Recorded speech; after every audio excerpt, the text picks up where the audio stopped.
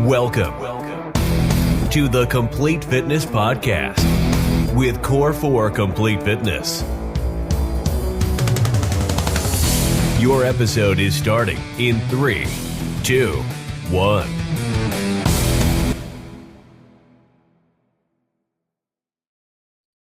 Hello, peoples. Happy first Wednesday of the month to you all in September. Fall. How in the world did that happen? It's fall. Hopefully you guys are having a great day, a great start of the month so far. Before we dive into today's topic, if you could please do us a giant solid and subscribe to this podcast, whether you watch us on YouTube or listen to us on iTunes, Spotify, Audible, whatever the major platforms are. We're on pretty much all of them. So if you could hit the subscribe button, that way you'll get notified, one, right when a new podcast drops, so you don't have to scroll through and go, crap, I missed 6, 7, 8 of these. And number two, it helps us bump up the charts. We do this podcast for free because we love you guys and we want to help people. So if you could do us that small favor in return, it would greatly be appreciated. Now, today, we want to talk to you about something that not a lot of people talk about when it's time to get in shape. And we're always talking about what happens when you exercise, stay in shape. You're good with nutrition, all that stuff. But very rarely do people talk about what happens when you stop. What happens when you stop exercising? What happens when you throw in the towel on yourself or you stop moving your body, and kind of what happens on the other side of the coin. Now, through life, there's always ebbs and flows, right? You might have a week where you go on a vacation, or, you rolled your ankle when you went for a jog and you got to take a little breather, and those things will always come up. But when you're pushing it to the extent of a month, 2 months, 3 months, 4 months, 6 months, even a year down the line, subsequently it gets harder and harder and harder every time you stop to start again, right? And with a lot of people, they have this thing where they'll just go, oh, well, I'll just pick up right where I left off. And I don't want to rain on your parade, Evan, because you were going to talk about this. But I'll throw it to you in a second. But you'll see people that take all this time off and they go, okay, I haven't exercised in 6 months or 4 months or a year maybe, and I'm just going to pick up right where I was with the 25-pound dumbbells or the 200-pound back squat or whatever it may be. And they think they can just literally pick up where they left off on their last day at the gym. And then you'll see these people get injured. They'll blow out a shoulder. They'll hurt their knee. They might, because your body's not ready for it. But in your mind, you think, okay, I can just do this. And if you like to think of it as like, when you used to play high school sports, and you'll have, these people that have their moment of glory in high school, and a decade goes by or 20 years goes by, and they're like, oh, yeah, I can totally do that stuff still. And then you try to do it, and you're like, oh, I'm not a spring chicken anymore. So one of the biggest things, number one, and we'll talk this kind of multifaceted, about stopping, guys, is, easily said, never stopping, but to modify if you have to slow things down. And remember, you're going from 0 to 100, and you don't want to injure yourself. Take the stepping stone approach and build your way up back to where you were, rather than going from a completely stopped position all the way up to 100 miles an hour. Yeah, there's a lot that happens with our body from just not training it and moving it and working it. And that's why, it's so important to just move in general as a human being. That's why if you don't walk for 10 years, walking is hard, right? So it's the same exact thing that happens. And we've done challenges. We'll do like a monthly challenge at our gyms. And one of my favorite ones is push-ups, because it'll be like 25 push-ups for the month of September. Every day when you're done with class, 25 push-ups, or whatever the example is. And anybody who's a member of the gym listening to this is going to be like, oh, wow. And then, or if you haven't done it, try it. It's kind of proof to what this whole podcast is about. Day 1, 25 is hard. Day 2, 25 is hard. 3, 4, 5. All of a sudden, day 10, it's easy. Yeah. Not easy, that's always amazing to me. But easier. And it happens pretty quick. And it's because your muscles and bodies are literally conditioned to that workload, to doing it. And so to make it harder, you need to do 30, 35, 40. But it becomes much more manageable. If you don't do push-ups for 2 years, doing 25 push-ups is very hard to do. Very hard to do. Real, legitimate, good form push-ups, it's very hard to do. If you're somebody who regularly does them, it's easy to do. And it's not because you are that much stronger or that much this or that much that. There's definitely some element of that being in shape and doing it, but your body and muscles are literally conditioned to do it. And if we stop, we are deconditioning our muscles, deconditioning our body to handle anything. So we mow the lawn, we rake leaves, we throw our back. In dramatic scenarios, we have a heart attack. It's one of the most popular things is snow blowing in the winter. It's like one of the most main causes from heart attacks. Yeah. It's because people don't train their heart, and then they go do something intense, and they don't even realize what's going on, and all the different variables. It's something with the cold and the heat, the internal heat, there's something going on where I don't know, I forgot it. I read this thing and then forgot it, or saw this thing. He said it's like the lifting, like you're having to because the snow's so heavy, So and it's like just a tidal wave that your body can't handle at once. Yeah.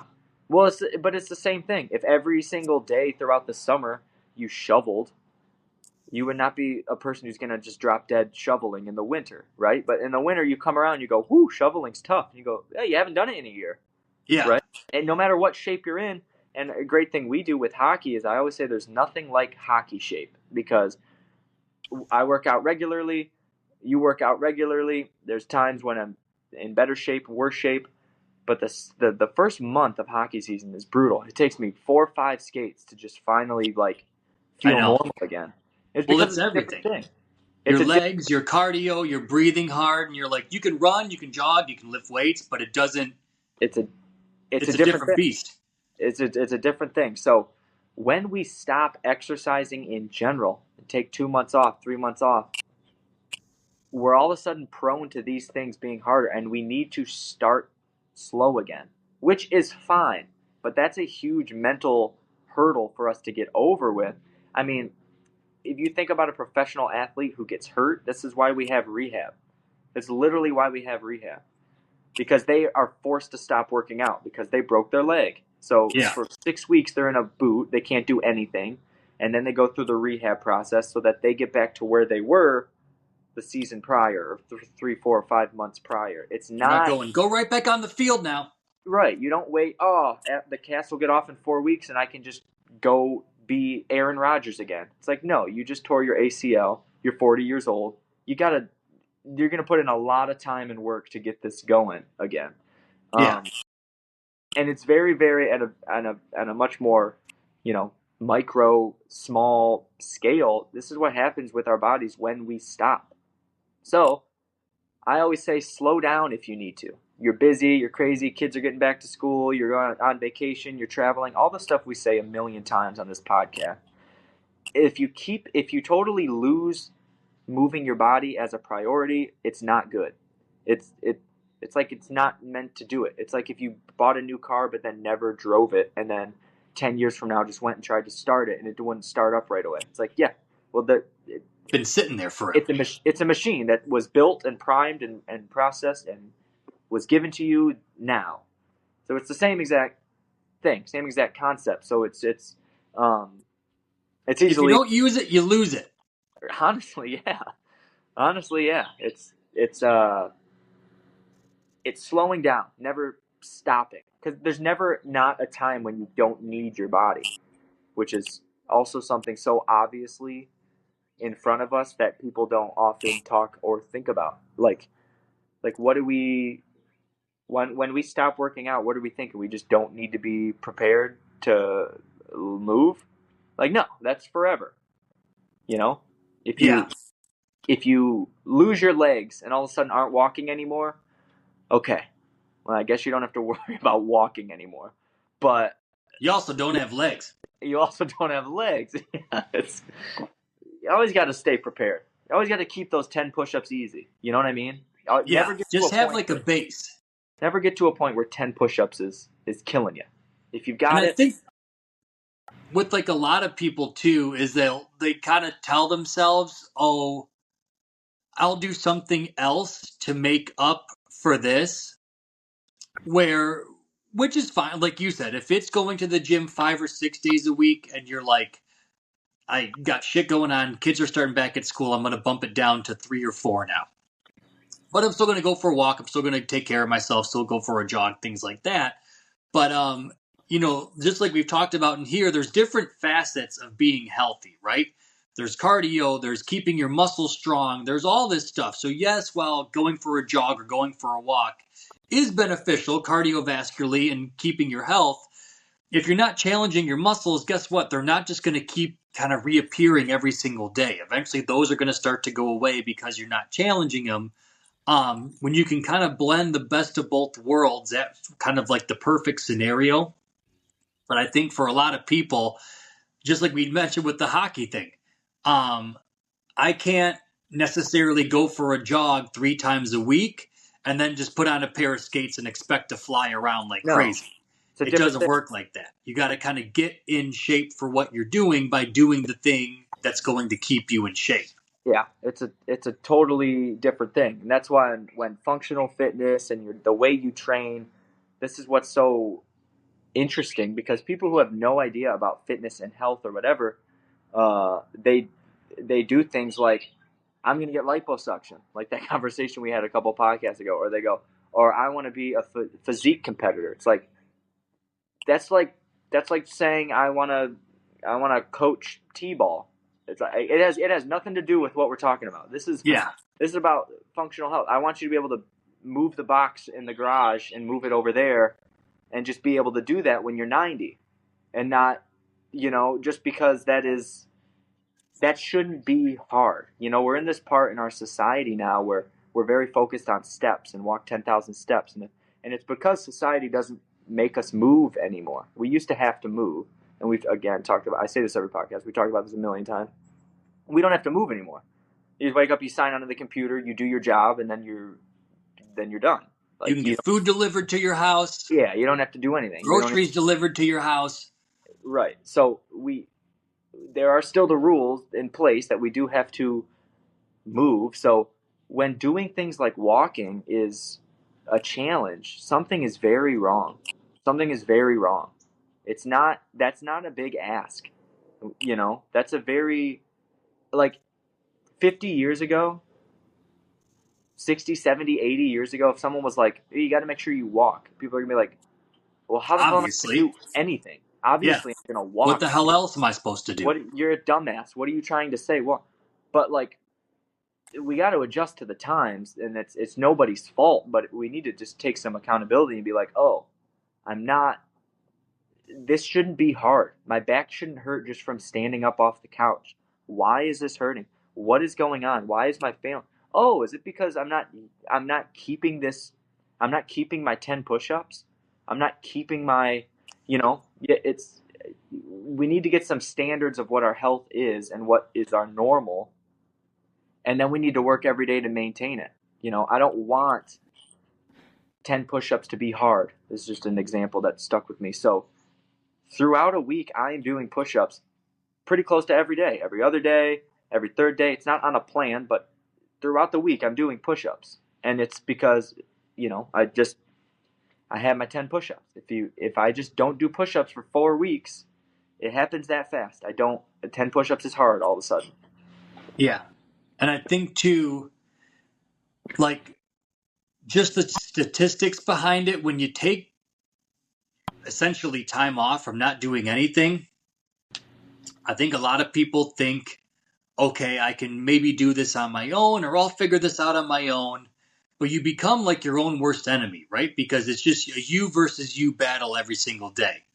And some days you might win, but a lot of the days you're probably not going to if it's just a you versus you battle. And you're eating out more. You're eating stuff that you shouldn't. Maybe you're drinking too much. Maybe you're just not moving your body like you said. And eventually, every time you stop and restart, they say people will have to work to get off an extra 2 to 3 pounds. So let's say your goal was to lose 10 pounds by December. And you're like, I'll start in a couple months, or I'll start next month. All of a sudden it's 12 pounds. And all of a sudden it's 15 pounds. And that goal that you have keeps getting farther and farther and farther away. And then you catch up for a little bit, and then you stop again, and then it gets farther and farther away. So mentally it's exhausting, because you're constantly like chasing this dangling carrot that you never actually get to. And then two, just like we've talked about before, but you constantly always have like the tap out quick card on the table. You're like, I've Right. done this every single time it gets hard, so I'm just going to do it one more time. And this will just be like all Stop. the other times. And Yep. I'll get back in shape again. And then it's not just you have to lose 10 pounds, it's you have to lose 15 and then 20. So every time you stop and restart, you're having to put forth more effort just to get back to where you were the first time that you quit. Right. And that, like you said, that's not to say there's going to be things, there's going to be weeks that you get sick, tweak an ankle, you feel lousy, you go on a vacation, and, let those moments be there. But I think for a lot of people, they're like, well, and everybody's different. I rolled my ankle, so I have to cease all activity. Where you're like, okay, yes, obviously, maybe walking isn't happening or jogging isn't happening, but can you do some push-ups? Like you said, are you able to do a wall sit? Are you able to do, literally 100 other things? There probably is, but just making sure you don't completely slam on the brakes. And I've mentioned to it in here before, but there's that like pushing a boulder analogy, right? Yeah, it's the That best there's a one. guy, yeah, where it's like pushing it uphill. And it takes so much effort to get it initially going. You're pushing and you're exhausted and your feet are slipping and you're sweating and you're like, this thing is never going to go. And then finally it rolls like an inch. And then all you have to do is keep giving it little taps just to keep it in motion. But every time you stop, you have to go from a completely dead stop position, give that boulder a giant push again, and you're completely fried. Yeah, it's the hardest part. Yeah. And that's like and it's true physically and it's true mentally, which is, it's always a two-parter with anything hard, which is fitness and working out, and which is the whole purpose of this whole entire podcast. Is literally what we came up with the idea for the podcast for. It's like, it's about 70% mental battle to just stay healthy nowadays. So let's make a podcast anyway. But yeah, every time you stop, it's that much harder to start again. We need to think about it. We're getting older, we're aging. So if you worked out a lot when you were 18 and then picked it back up again when you were 22, big deal, right? Yeah. But if you stopped when you were 28 and then picked it back up when you were 32, I feel way different than I did when I was 28. You know, I'm not saying I'm just like done or anything like that, but it's different. I mean, there's things that bother me now that are different than just 2 years ago. I definitely feel things changing, and that's just going to implement more and more and more and more and more. And like if we do this yo-yo, a great analogy I heard is it's the yo-yo fad with working out. You lose 20 pounds, you gain it back. You lose 15 pounds, you gain 20 back. You lose, which is what you were just talking about. But the yo-yo string gets longer. So when you're a kid, you drop it down, it comes right back up. Drop it down, rub it up. You gain 5 pounds, you pick it, you drop it off just by, you stop looking at candy and you just lose 5 pounds, right? When you're a kid. But then as you age and as you progress and as you get in and out of these flows, it becomes longer. So you lose 20 pounds or you gain 20 pounds. The yo-yo's going all the way down, and then you have to hike it. It takes a long time to get back up, right? And that long time is the same amount of effort. You still have to stop eating certain things, change your behavior, move your body, do challenging workouts. It just takes that much longer to do it. And that is such an impossible mind game to put ourselves through. It's not needed. It's losing the priority of working out. Working out is as much a job as making money, as much a job as sleeping, as much a job as making people happy and feel good and being kind and contributing to society and being nice and it's like taking care of your body. It's all in the same breath. And we just fully neglect that one, and we think, why is everything wrong? Why is our diabetes through the roof, heart disease through the roof? Why are we overweight? Why are all of these injuries happening? Why all of a sudden when I was 30, my back stopped working? It's just like, well, no, you just haven't taken care of it the whole time. Like, it's going to change a little bit, but it's just kind of this weird, bizarre thing, and we mentally set ourselves back so far every time we stop, because on top of starting again, which is hard, you also have that, I used to be in such a great shape. I used to do this. I used to do that. And then all you go, what am I even doing this for? I'm never going to get back to when I was 25. What am I even doing this? And it's like, it's hard enough. And now also you have this outside, extra talk. And then also you have this inside extra talk. It's like you're stacking the deck against you for no reason. Just ebbs and flows. Slow down. You instead of 6 days a week, you're going 3 days a week, and then you go to 4, and then you go to 5, and then you go to 3, and then you go to 4. And then you get back up to 6 again. You're like, and then you okay, get back up to 6 again. storm's weathered. I got a wedding coming up. I want to ramp it up. I want this. There's a challenge at the gym. My friends are doing it. I'm going to jump into that. There's a running group. I love running in the summer. I'm going to do that. There's a pickleball league. There's a softball league. There's hockey league. It's I don't know. It's just way more important than people give credit to. It's mandatory. That's the only way I can describe it, is moving your body is something that's mandatory for us to be happy and healthy. And we're like, there's no like answer to it. Like, everyone knows it's mandatory to get a job. If you want to live an independent life and not be homeless or whatever, or live in your parents' basement forever if they'll let you, you need to get a job, right? Everyone knows that. There's no teaching of that. Yet we find ourselves teaching these 30, 40, 50, 60, 70-year-old people, you got to take care of your body. I mean, Yeah. Yes, you do need to take care of yourself. You actually do. Yeah, things aren't just going to stay perfect. I mean, it's like you said, like the staying perfect thing. I think people think that it'll be like that forever. And especially with people when they stop exercising or moving their body in general.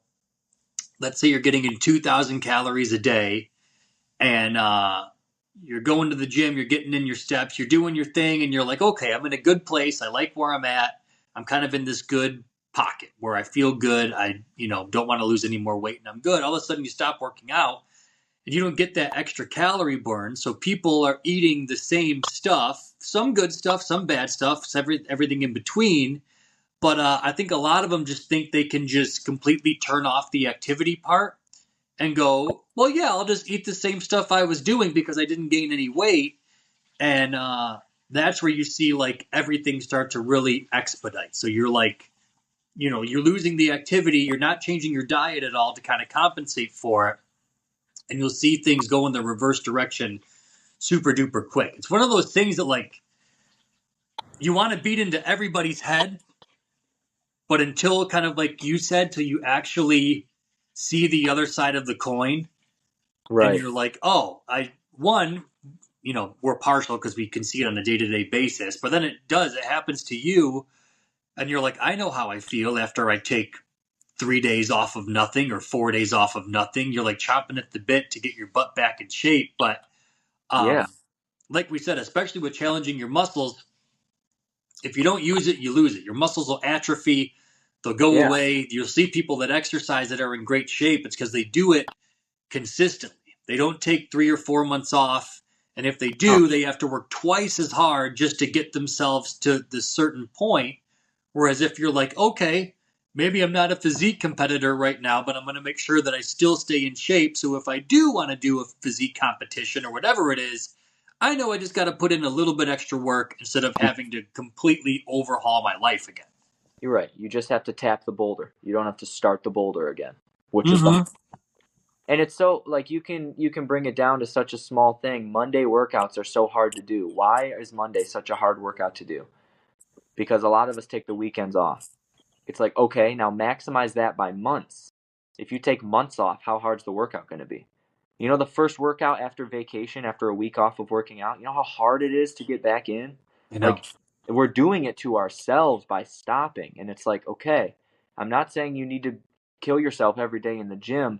Take a day off here and there. Take 2 days off. But it quickly catches up to us the more we take time off. The more we lose our habits and our flows, it makes getting to the gym that much harder. It's very consistent with people at the gym who go on pauses or go on, end up canceling gym memberships. It's always pretty much the same thing. It's like they're in the gym, rock and rolling, love it.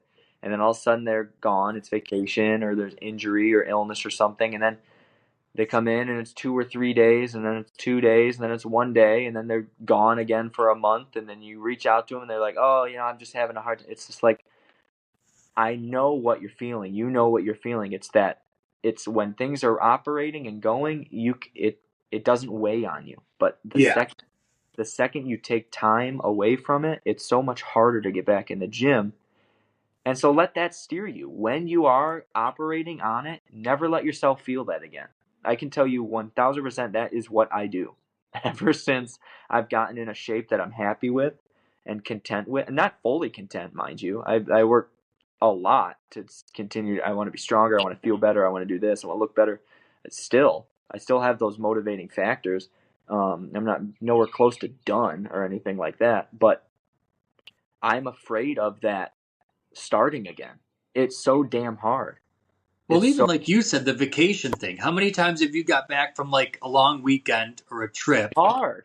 And you're like, well, I missed a week. I'm like, what's one more day?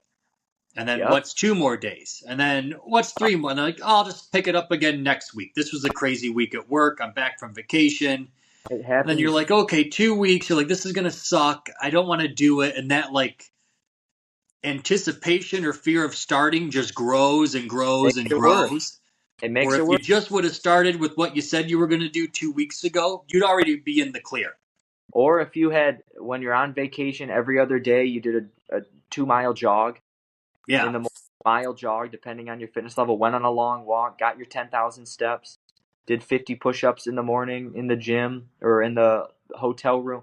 Like if you found a way to just implement some type of, it's not going to monopolize the day. It's not going to take away from your family. It's not going to, you just find a way to stay active and move. It makes it that much easier. And like the fear of avoiding that feeling can actually, can actually benefit you, can actually keep you in shape. I found. I mean, it works for me. There's a lot of things that, I haven't done, like Olympic lifting and, running. Since the marathon, I haven't ran long distance. So like that is intimidating to me now. Like if I was like, yeah, let's do a 10-mile run. I went for a run on Sunday and I feel like I was hit by a bus. Yeah. Just a shorty. Because you I haven't ran to done like Dawson and turned around at the stop sign, which is probably just like 3 miles. Yeah. But same like we said with hockey, it's completely different muscle groups. Right. And I'm like, okay, I get done. I'm like, my legs are a little bit wobbly. But then the next day I'm like, oh my God, I have not used these muscles in a long time. Yeah.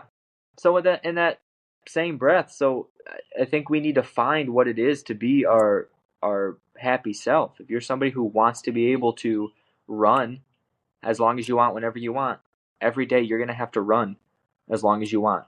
Like then it gets easy. Then you're like, okay, I just don't want to stop because I don't want to have to pick up, get sore, can't catch my breath. Somebody who's going to want to bench press 1,000 pounds, every day you're going to have to work on bench pressing 1,000 pounds. If you're somebody who wants to make $1 million, every day you're going to have to work on making $1 million. That doesn't change in the physical space for whatever reason. It's like, yeah, if you want to be able to, when you're 45, jump in a softball league, you're going to have to do something every day to make sure you're able to jump in a softball league. And don't be surprised when you go, oh, I was shoveling and I threw my back out and now I need my knee replaced and this. It's just like, well, okay, that's horrible. That's bad luck. And not everyone's built exactly the same. But a lot of times if we would have just kept doing something to just tread water, and again, and it's not about physically looking, which drives me nuts. It's not a physical thing about how you look and you want to have abs or you want to have this or you want to make sure you're in a size 4 or whatever. I don't even know what this means, sizes. It's not about that. It's being healthy. You can we're all different bodies. We're all going to look different. But if you are 36 with congestive heart failure because you don't take care of your body, something's very wrong. If walking is hard, something's very wrong. Like if walking is your exercise plan, something's wrong, which is fine. That's where you start. But just know, growing out of that. Yeah, right. You start there and then you grow to something else. But if that is, you look at walking as a challenge, or stairs, you avoid stairs, all this stuff, it's like, let them be alarms now to get going, to get moving, rather than it looking back at it later and being like, oh, I should have noticed. Agreed. Good one, buddy boy.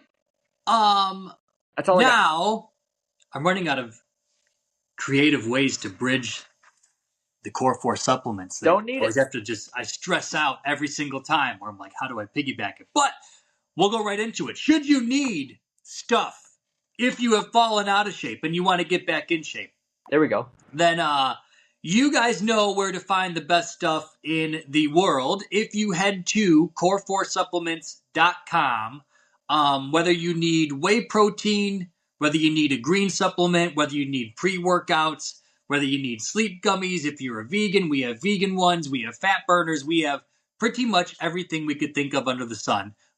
If you go to core4supplements.com and you're listening or watching this podcast, anything you purchase where the checkout is, type in the word podcast and you will save 10% off of your entire order. One more time, core4supplements.com. Use the code word podcast. And if you spend over $100 inside the store, you'll get free shipping on everything. So it's like a double coupon. You can use the coupon code and get free shipping. If you spend over $100, it'll ship right to your door and you can save some moolah on top of it all. Yeah. But that is all, peoples. You know the drill. Have a wonderful first week of September. Football starts. Oh. By the time you guys Thursday. get this, it'll be tomorrow. Thursday And night. we'll say our prayers before we go to bed. Just a couple more days. Oh, can't wait. Love you, peoples. Have a great day. Bye-bye. Bye.